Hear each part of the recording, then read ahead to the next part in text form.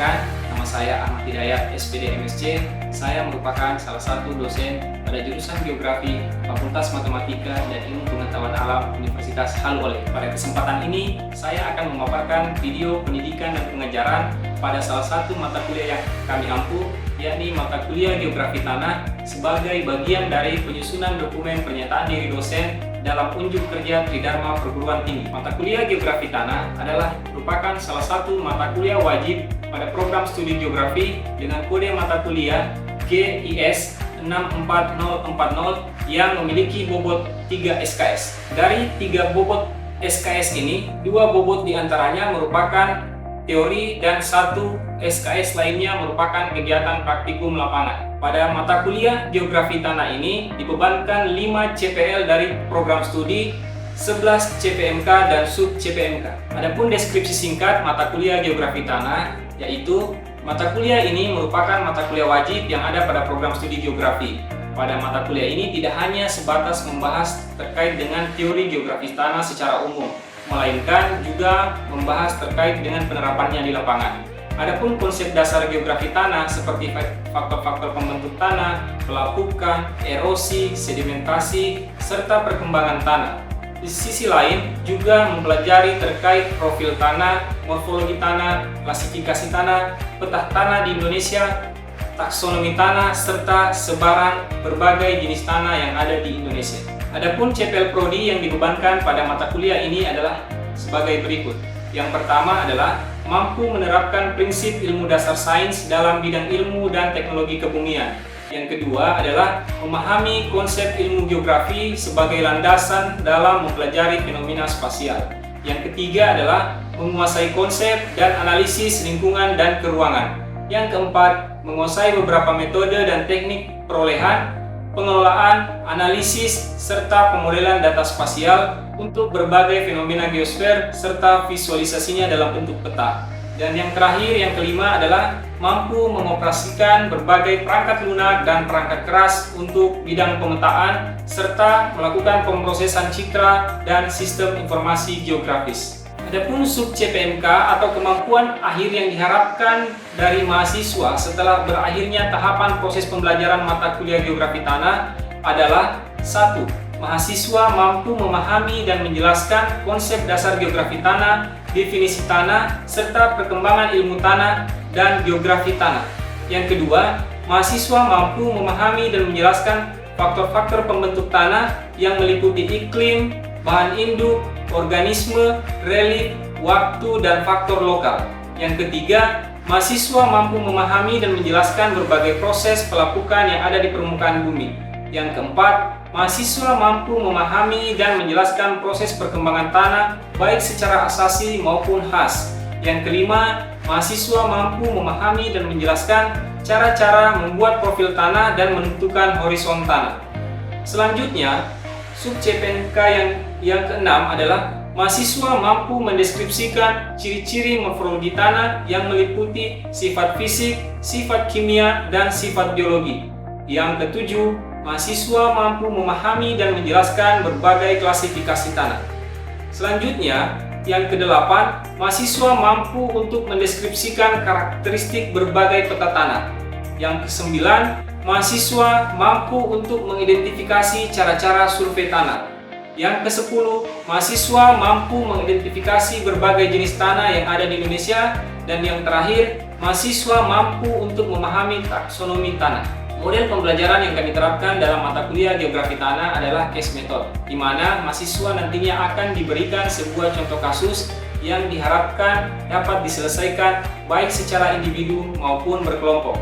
Metode pembelajaran yang kami terapkan dalam proses perkuliahan mata kuliah Geografi Tanah diantaranya adalah metode ceramah, diskusi, tanya jawab, presentasi, case method, dan praktikum lapangan. Adapun evaluasi penilaian dalam proses pembelajaran mata kuliah Geografi Tanah meliputi 4 aspek. Yang pertama, aktivitas partisipatif mahasiswa yang memiliki bobot sebesar 10%. Kedua adalah tugas dengan bobot nilai 20%. Ketiga adalah ujian tengah semester dengan bobot 30%. Dan yang terakhir, keempat adalah ujian akhir semester dengan bobot 40%. Pada kesempatan kali ini, saya akan memberikan materi perkuliahan terkait faktor-faktor pembentuk tanah dan proses perkuliahan akan kami laksanakan secara tatap muka di dalam kelas.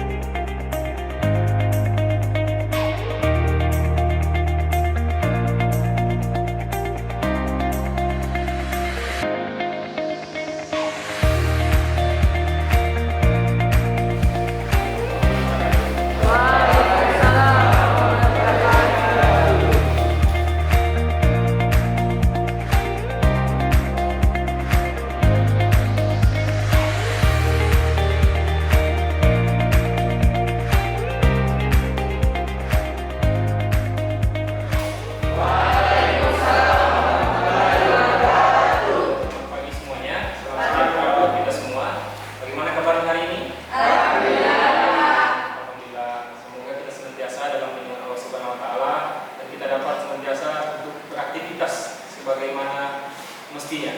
Dan pada hari ini kita akan melanjutkan pertemuan pekan lalu untuk membahas terkait mata kuliah geografi tanah. Baik, sebelum kita memulai aktivitas kita pada pagi hari ini, saya persilahkan salah satu dari antara kalian untuk memimpin doa. Silakan. Baik, teman-teman, sebelum kita belajar, marilah kita berdoa menurut agama dan kepercayaan kita masing-masing. Berdoa dimulai.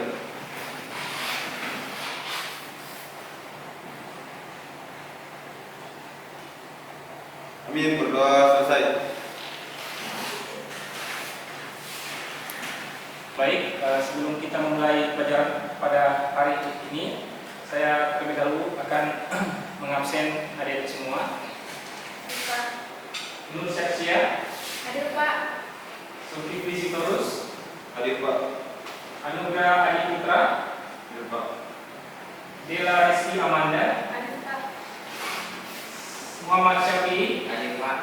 Sri Neni, Hadir Pak. Wahyu Hidayat, Hadir Pak. Sumi, Hidayati. Hadir Pak. Oke, baik, terima kasih semuanya. Baik, jadi hari ini satu orang ya teman kalian yang tidak hadir. Baik adik-adik, kita akan melanjutkan pertemuan mata kuliah geografi tanah, yang mana pada pertemuan kali ini kita akan membahas terkait dengan faktor-faktor pembentuk tanah. Nah, sebelum masuk pada materi perkuliahan pada hari ini, kita akan mereview dulu bagaimana pertemuan pekan lalu yang membahas terkait dengan konsep dasar geografi tanah. Ada 3 hal yang kita pelajari pada pertemuan sebelumnya. Pertama, terkait dengan konsep dasar geografi tanah yang di dalamnya memuat materi terkait dengan definisi tanah. Yang kedua, kita akan pada pertemuan sebelumnya kita telah membahas terkait dengan faktor-faktor pembentuk tanah secara umumnya. Kemudian yang ketiga, di pekan kemarin kita telah membahas kegunaan tanah bagi manusia.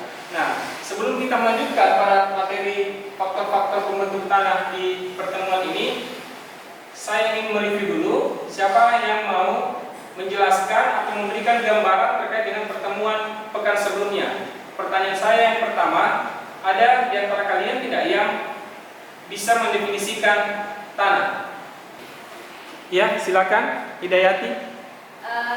Baik, terima kasih. Tanah merupakan bangunan alam yang tersusun atas horizon yang terdiri dari bahan mineral dan organik, tidak padu dan mempunyai ketebalan yang beragam.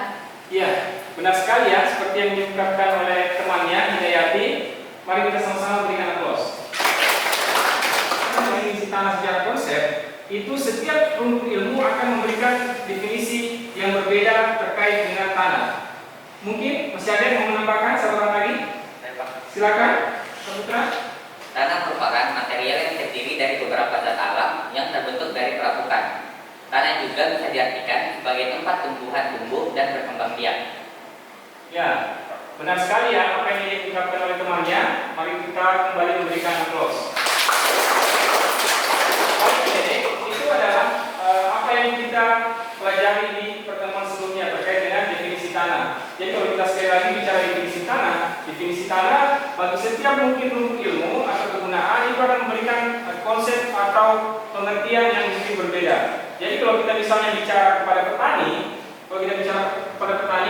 apa pengertian tanah yang mungkin mereka jawab bahwa bagi mereka adalah wadah untuk menumbuh kembangkan tanaman, untuk mendapatkan zat-zat kimiawi dan seterusnya. Kalau tanah mungkin kita bicara sama orang tambang, yang mungkin bagi mereka tanah adalah tempat menggali bahan mineral. Jadi tergantung ilmu-ilmu yang membahas terkait dengan tanah. Baiklah, selanjutnya saya akan memberi lagi pertanyaan untuk mereview pertemuan sebelumnya.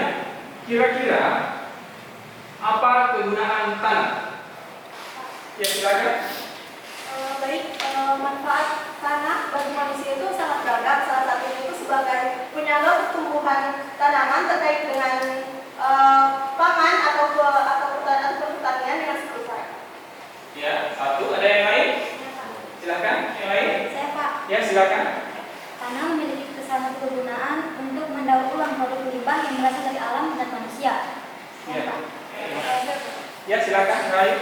Baik, salah satu manfaatnya itu tanah juga menyediakan habitat untuk berbagai macam organisme dan sebagai pengendali aliran air. Juga, tanah berperan dalam menyediakan bahan-bahan konsumsi. Ya, benar sekali ya. Seperti apa yang diungkapkan tiga temannya tadi. Mari kita beri aplaus.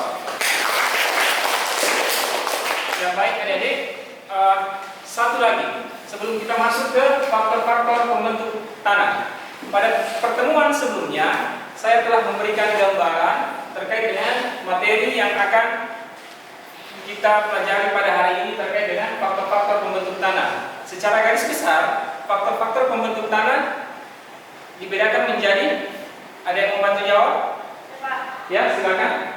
Jadi faktor-faktor pembentuk tanah secara umum itu ada 5. Yang pertama bahan induk, yang kedua jasa teknik, ketiga iklim, keempat relief, dan kelima itu waktu. Sekian Pak. Iya, ya, benar sekali ya seperti yang diungkapkan temannya. Jadi kalau kita bicara faktor pembentuk tanah itu dibagi menjadi 5. Oke, mari kita beri aplaus kepada temannya. Baik, adik-adik, saya kira secara umum pertemuan pekan lalu telah dipahami oleh adik-adik. Baiklah, pada hari ini kita akan masuk ke pertemuan kedua terkait dengan faktor pembentuk tanah. Ini adalah faktor-faktor pembentuk tanah yang dimana tujuan perkuliahan pada hari ini yang ingin kita capai adalah mahasiswa mampu untuk mengetahui faktor-faktor pembentuk tanah. Di antaranya, pertama, faktor tanah bahan induk, faktor pembentuk tanah organisme, faktor pembentuk tanah relief waktu, dan faktor lokal. Faktor lokal ini tidak termasuk dalam 5 yang disebutkan temannya tadi. Namun untuk berbagai referensi, kalau kita melihat tinjauan referensi dari para ahli, ada yang memasukkan 5 faktor pembentuk tanah, ada yang memasukkan 6. Baik, pertama, ketika kita bicara faktor pembentuk dan perkembangan tanah, ini adalah merupakan tahapan yang sambung menyambung dari satu tahap ke tahap yang lain. Dari batuan dasar atau yang biasa kita kenal dengan istilah bedrock hingga ke horizon paling atas. Jadi pembentukan atau proses pedogenesis yang terjadi pada tanah atau perubahan dari bahan induk atau bedrock dalam hal ini menjadi tanah itu mengalami suatu proses yang sangat panjang dan waktunya sangat lama, sehingga proses perkembangan tanah itu membutuhkan instrumen atau membutuhkan faktor pembentuk yang beraneka ragam. Sementara perkembangan atau pengambil-alihan dari batuan dasar naik ke horizon paling atas atau yang biasa kita kenal dengan horizon O itu membutuhkan jangka waktu yang lama. Jadi perubahannya tahap bertahap.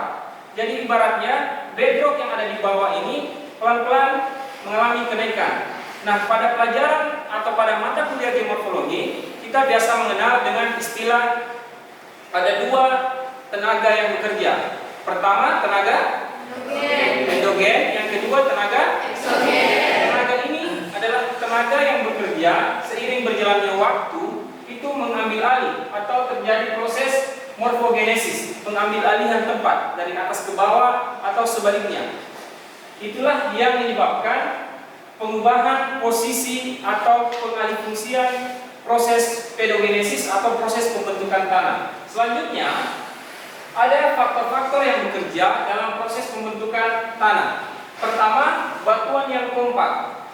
Semakin kompak jenis batuan maka akan semakin membutuhkan waktu yang lama hingga dia berproses menjadi tanah. Jadi kalau batunya semakin padat, semakin kompak, itu proses pelapukan yang ada di dalamnya itu akan semakin lama. Kemudian ada namanya dinamika air. Batuan yang keras atau bahan induk tanah atau dalam hal ini bedrock itu hanya dapat mengalami dekomposisi atau perubahan wujud. Salah satunya faktor yang membantu adalah air. Jadi kalau adik-adik biasa lihat mungkin di lingkungannya, kita biasa melihat batuan buku yang padat itu lama-kelamaan juga akan hancur ketika dia terus-menerus terkena air. Inilah yang dimaksud dengan adanya dinamika air atau dalam hal ini unsur regolit. Unsur regolit yang bekerja di sini itu melakukan diferensiasi. Bahkan di satu proses misalnya batuan-batuan yang bermuatan besi, cenderung besi lebih banyak atau Fe, itu biasanya mengalami proses yang namanya korosi atau pengeratan. Nah, proses itulah yang kelamaan akan menjadi lapuk dan pecah menjadi serpian-serpian kecil. Misalnya dari batuan yang besar menjadi kerakal, kemudian menjadi kerikil, kemudian menjadilah tanah. Proses ini dianggap sebagai proses pembentukan tanah. Jadi kalau kita lihat misalnya di atas, batuan buku ini itu mengalami penelupasan. Kalau kita mengibaratkan itu seperti bawang. Kalau adik-adik ini melihat bawang, itu kan di kulitnya itu bisa terkelupas. Nah, seperti inilah wujud batuan yang terkelupas, kemudian pecah-pecah kecil menjadi tanah. Jadi ini merupakan salah satu bahan induk tanah. Jadi konsep dasarnya bahwa bahan induk tanah itu bukan hanya ada di bawah lapisan tanah, tapi bisa jadi juga ada di atas tanah. Misalnya seperti ini. Kemudian, sementara melakukan atau bongkahan batu secara individu apabila tersikap. Ini yang saya maksud tadi, ibaratnya seperti kulit bawang, dia terkelupas sedikit demi sedikit seiring berjalannya waktu dan ditambah dengan adanya dinamika air. Tadi sudah dijelaskan sama temannya bahwa ada 5 faktor yang menjadi pembentuk tanah. Pertama, apa tadi? Bahan induk, kemudian jasa teknik yang bekerja atau organisme, kemudian iklim, kemudian relief atau topografi. Jadi inilah bahan induk, inilah faktor pembentuk tanah yang bekerja untuk menghasilkan namanya tanah. Ini adalah rumus yang kita biasa gunakan dalam konsep geografi tanah, bahwa tanah itu lahir dari adanya fungsi. Fungsi ini merupakan bagian dari bahan induk, iklim, relief, jasa teknik atau organisme, dan waktu. Jadi inilah yang bekerja. Yang bekerja untuk membentuk yang namanya tanah. Jadi jangan kita berpikir bahwa tanah itu hadir seperti apa yang kita lihat sekarang. Tidak. Tanah itu lahir dari adanya proses. Adanya proses morfogenesis, adanya proses pedogenesis, adanya proses dekomposisi bahan itu menjadi tanah. Selanjutnya kita breakdown menjadi satu-satu. Nah, pertama, bahan induk. Bahan induk ini merupakan asal muasal nanti terbentuknya tanah. Jadi kalau mau lihat jenis tanahnya, berarti lihat bahan induknya. Tidak mungkin jenis tanah pedosol misalnya dari bahan induk yang bukan dari situ. Jadi ibaratnya ini silsilah. Tanah itu berasal dari bahan induknya. Seperti kita manusia, kita lahir dari siapa? Dari orang tua kita masing-masing. Nah, seperti itulah juga tanah. Tanah lahir dari mana? Dari bahan induknya masing-masing. Jadi tanah ini terbentuk berdasarkan bahan induk atau bedrock. Bahan induk yang ada kemudian ini di dalamnya ada berupa mineral, ada berupa batuan, ada berupa bahan organik atau sisa-sisa jasa teknik. Kemudian ada macam-macam lagi yang terdapat dalam satu ekosistem tanah. Kemudian kalau kita bicara mineral, setiap tanah memiliki komponen mineral yang berbeda-beda. Jadi misalnya kita di Sulawesi Tenggara itu komponen mineral yang banyak terkandung di lingkungan kita atau di daerah kita itu komponen mineral tanah nikel. Nah, beda lagi misalnya dengan saudara-saudara kita yang ada di Pulau Kalimantan, tanah yang banyak di sana itu komponennya kebanyakan dari batu bara dan seterusnya. Jadi setiap daerah memiliki keunikan masing-masing. Makanya kita di geografis seringkali membahas tanah itu secara spasial.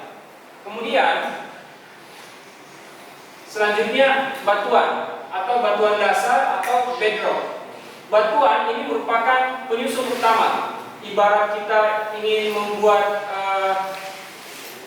rumah, kalau kita bagi menjadi secara garis besar, dibagi menjadi 3: batuan tubuh, batuan sedimen, dan batuan metamorf. Ini asal muasalnya dari mana? Ada yang misalnya berasal dari proses pembekuan dari magma, ada yang berasal dari proses sedimentasi, dan lain-lain. Selanjutnya, bahan organik.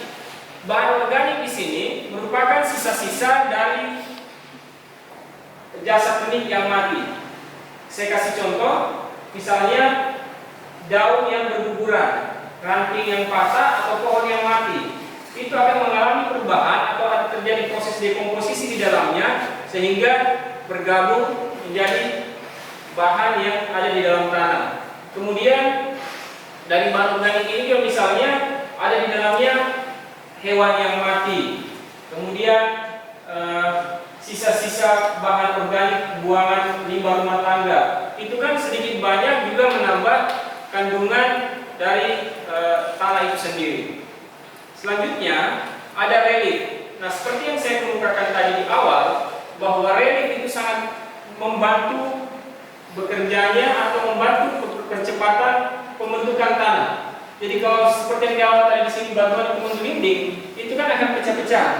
Nah, kalau ada biasa melihat misalnya batuan yang daunnya besar, kemudian kecil-kecil, itu membantu membuat pori-pori tanah semakin cepat besar, sehingga proses infiltrasi atau proses masuknya air ke dalam pori-pori tanah itu bisa lebih cepat. Kemudian misalnya kalau kita lihat di sini ada faunanya ini tikus. Ini kan dia akan menggali. Itu akan sedikit lambat mempercepat proses pembentukan tanah. Misalnya hewan apa lagi yang biasa menggali? Cacing. Apalagi presentasikan masing-masing faktor pembentuk tanah biar teman-teman yang lain bisa mendengarkan. Oke? Sekarang kita akan membagi menjadi 5 kelompok. Silakan duduk sama kelompoknya masing-masing. Karena sudah duduk dengan kelompoknya, saya akan memberikan lembar kerja. Nanti silakan diisi, kemudian didiskusikan terkait dengan masing-masing faktor pembentuk tanah tadi.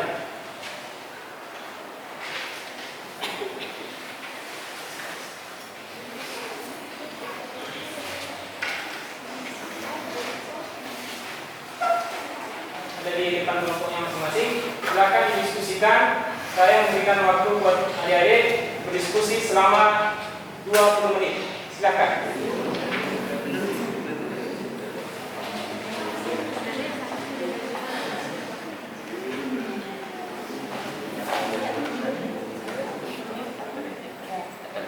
Terima kasih. Di sini saya akan membahas terkait materi yang telah diberikan kepada kelompok kami, yaitu faktor pembentuk tanah berupa bahan organik. Sisa-sisa bahan organik apabila melapuk akan membentuk tanah organik. Sebagian besar sisa-sisa bahan organik ini terutama berupa daun-daun yang gugur, ranting-ranting, dan juga batang pohon. Di samping itu, sisa-sisa bahan organik ini dapat berasal dari hewan, manusia, dan jumlahnya sangat sedikit bila dibandingkan dengan yang berasal dari tumbuh-tumbuhan. Bahan organik yang masih hidup tidak berfungsi sebagai bahan induk, tetapi berfungsi merubah bahan induk menjadi bahan tanah. Bahan organik ini juga berpengaruh terhadap suhu tanah, kesuburan tanah, kapasitas menahan air, dan aktivitas organisme serta kemampuan pelapukan tanah. Kemudian dengan demikian bahan organik ini merupakan komponen kunci dalam pembentukan tanah dan sangat penting untuk mempertahankan kualitas dan kesuburan ekosistem darat, yaitu tanah. Sekian dari kami. Lebih dan kurangnya mohon dimaklumi. Wabillahi taufiq wal hidayah. Wassalamualaikum warahmatullahi wabarakatuh. Di sini saya akan memaparkan hasil diskusi kami terkait bahan induk. Jadi salah satu faktor pembentukan tanah kan yaitu bahan induk. Jadi di sini bahan induk merupakan bahan asal yang nantinya akan terbentuk tanah. Bahan induk di sini dapat berupa mineral, batuan, dan bahan organik. Mineral merupakan bahan alam homogen dari senyawa anorganik asli, mempunyai susunan molekul tertentu dalam bentuk geometrik. Batuan adalah kumpulan mineral yang telah mengeras atau membeku. Di sini batuan terdiri dari 3, yaitu batuan metamorf, batuan beku, dan batuan sedimen. Bahan organik di sini berupa sisa bahan organik atau zat organik yang telah mati. Sekian dari kelompok kami. Memaparkan hasil diskusi kami mengenai salah satu faktor pembentukan tanah, yaitu relief. Jadi relief merupakan permukaan bumi yang memiliki perbedaan ketinggian relief antara satu tempat dengan tempat lainnya. Peranan relief dalam pembentukan dan perkembangan tanah terkait dengan keadaan tata air tanah baik di atas maupun di bawah permukaan tanah. Selain itu, pada tingkatan tertentu, relief akan berpengaruh pada suhu dekat permukaan tanah. Relief mempengaruhi perkembangan pembentukan tanah atas 3 hal, yaitu yang pertama, jumlah curah hujan terabsorpsi, kedua, tingkatan perpindahan tanah atas erosi, ketiga, arah gerakan bahan dalam substansi atau larutan dari satu tempat ke tempat lain. Sekian dari presentasi kelompok kami. Lebih dan kurangnya mohon dimaafkan. Akhir kata, wassalamualaikum warahmatullahi wabarakatuh. Atas waktunya yang telah diberikan pada kelompok kami, setelah kami berdiskusi mengenai faktor pembentuk tanah, kami mendapat bagian yang mengenai iklim. Iklim memiliki peran aktif dalam perkembangan profil tanah, terutama sangat dipengaruhi oleh curah hujan dan temperatur. Curah hujan sangat penting dalam perkembangan pembentukan tanah. Dengan curah hujan, kelembapan efektif berpengaruh terhadap gerakan air di dalam tanah. Yang kedua itu adalah temperatur. Temperatur berperan dalam proses dekomposisi dan pembentukan tanah yang bersifat kimiawi. Nah, iklim dia itu dipengaruhi dengan 2, yaitu curah hujan dan temperatur. Sekian dari kelompok kami. Akhir kata, wabillahi taufiq wal hidayah. Wassalamualaikum warahmatullahi wabarakatuh. 5 akan mempresentasikan hasil diskusi kelompok saya dengan faktor pembentuk tanah berupa organisme. Yang dimaksud organisme adalah semua bentuk kehidupan yang memiliki peran bagi proses pembentukan tanah. Jadi organisme ini memiliki peran penting untuk proses pembentukan tanah. Nah, organisasi berpengaruh terhadap siklus hara dan tingkat eluviasi atau pencucian. Nah, adapun berbagai macam organisme, tanah meliputi bakteri, cendawan, protozoa, serangga, tanah, cacing, dan lainnya berperan dalam proses dekomposisi. Sekian dan terima kasih. Wabillahi taufiq wal hidayah. Wassalamualaikum warahmatullahi wabarakatuh. Semua telah mempresentasikan hasil diskusi kelompoknya. Dan mari kita beri aplaus untuk kita semua. Baik, terima kasih adik-adik untuk diskusi kelompoknya pada hari ini dan untuk perkuliahan pada pertemuan kali ini. Demikianlah video pernyataan diri dosen pada unjuk kerja Tridharma Perguruan Tinggi di bidang pengajaran yang menyajikan deskripsi mata kuliah serta video pembelajaran di dalam kelas. Untuk mata kuliah Geografi Tanah pada program studi Geografi Fakultas Matematika dan Ilmu Pengetahuan Alam Universitas Al-Uleum. Saya Ahmad Hidayat SPD MSc mengucapkan terima kasih atas perhatiannya. Wabillahi taufiq wal hidayah. Wassalamualaikum warahmatullahi wabarakatuh.